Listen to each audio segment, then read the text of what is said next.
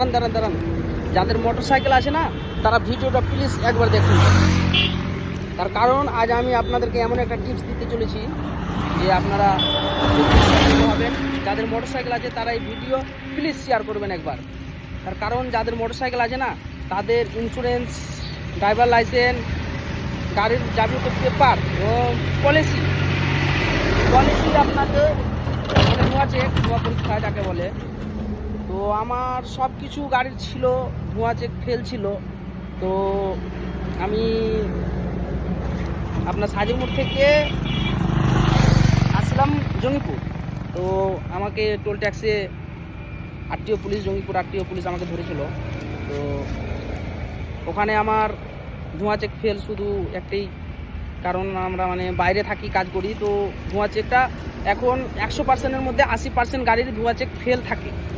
তো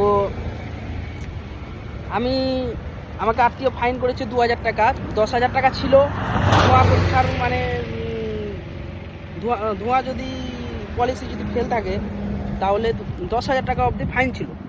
তো আপনার এখন আমাদের সরকার জনতার স্বার্থে সেটাকে কমিয়ে 2000 টাকা করেছে। তো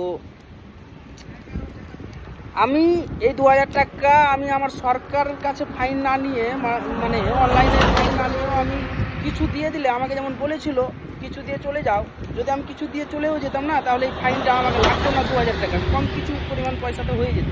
কিন্তু আমি না, আমি সরকার যেহেতু আইন করেছে আমার ফেল আছে মানে আমি আমার সরকারকে ফাইন দেবো, কারো হাতে পয়সা উঠিয়ে দেবো না। তার জন্য আমি 2000 টাকা ফাইন রিসিভ নিয়েছি।